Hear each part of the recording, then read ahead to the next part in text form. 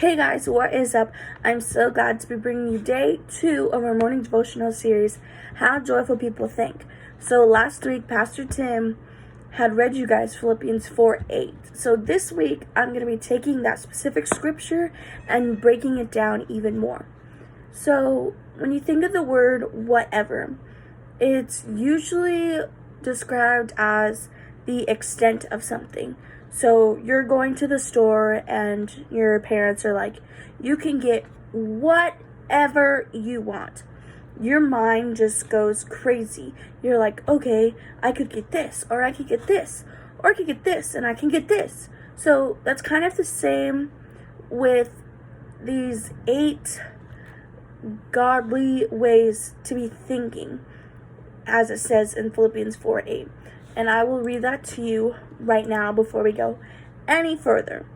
So I am reading it in the Christian Standard Bible, and it reads as this: Finally, brothers and sisters, whatever is true, whatever is honorable, whatever is just, whatever is pure, whatever is lovely, whatever is commendable, if there is any moral excellence, and if there is anything praiseworthy, dwell on these things.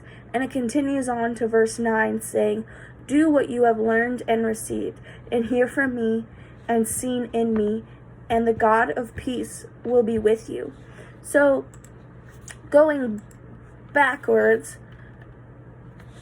in that scripture, it says whatever about 8 times, because it says it right before each way of godly thinking. And with that being said, you think about whatever is true, whatever is honorable, whatever is just, whatever is pure, whatever is lovely, and so on with the next 3 words.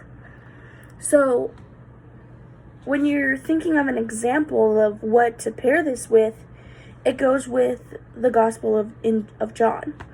When the writer used the word to describe the miracles of feeding the 5,000 people with just the loaves and the fish. It says, Jesus then took the loaves, and when he had given thanks, he distributed them to those who were seated. So also the fish, as much as huzzas they wanted. The people ate as much, meaning whatever their hearts desired. So going back to the word earlier saying huzzas, it means basically, in our terms, whatever, but that's the way it is in Greek. So, with that being said, a couple of fish miraculously multiplied, and it fed 5,000 people. The word huzzas is a visionary word used to expand the possibilities and broaden the horizons of what God was doing in that specific story.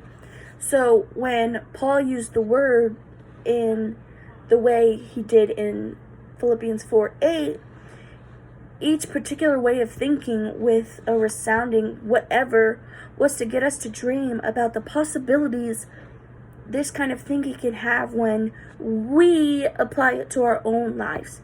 He challenges us to approach each God-ordained perspective with a spirit-led creativity that conjures in our mind's eyes what each possibility might look like when we learn to think along those 8 lines.